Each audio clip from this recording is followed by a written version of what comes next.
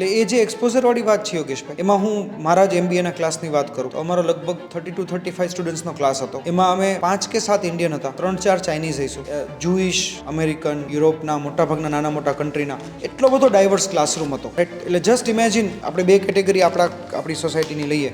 એક માણસ એવો છે જેને જોબ કરવી છે, રાઈટ, એક ક્લાસ કોઈ પણ ટાઈપની જોબ કે સેલ્ફ એમ્પ્લોયડ થવું છે, બીજો કે જેને બિઝનેસ કરવો છે. તો આજે સપોઝ મારે બિઝનેસ કરવો છે, મારો એક ફ્રેન્ડ ઇઝરાયલમાં છે, મારો એક ફ્રેન્ડ યુકેમાં છે, મારો એક ફ્રેન્ડ જર્મની છે, મારો એક ફ્રેન્ડ US છે, મારો એક ફ્રેન્ડ કેનેડા છે. હવે એ કેસમાં હું બિઝનેસ કરવા જાઉં અને મારો બિઝનેસ ઇન્ટરનેશનલ લેવલ પર એક્સપાન્ડ કરવો છે, તો મારા માટે કેટલું ઇઝી છે, રાઈટ. હું એનું કલ્ચર સમજી શકું છું, એને ફોન કરીને 2 સાચી ઇન્ફોર્મેશન લઈ શકું છું, રાઈટ. મને એ આઈડિયા આવી જશે કે કન્ટ્રીના રૂલ્સ શું છે, ગવર્મેન્ટની રેગ્યુલેશન શું છે, અને એક ટ્રસ્ટેડ પર્સન છે કે જે મને જરૂર પડે ત્યાં હેલ્પ કરશે, રાઈટ. સિસ્ટમથી અવેર થઈ શકું છું. વર્સિસ એક એ માણસ કે જેની પાસે એક્સપોઝર નથી અને આ કન્ટ્રીમાં એક્સપાન્ડ કરવા જાય છે, તો એના માટે ઇન્ફોર્મેશન ગેધર કરવી ઇટ સેલ્ફ ડિફિકલ્ટ થઈ જશે, રાઈટ. સો એક આ બહુ જ મોટો ડિફરન્સ આવે છે જ્યારે તમે એ લોકો સાથે એક્સપોઝ થાવ છો.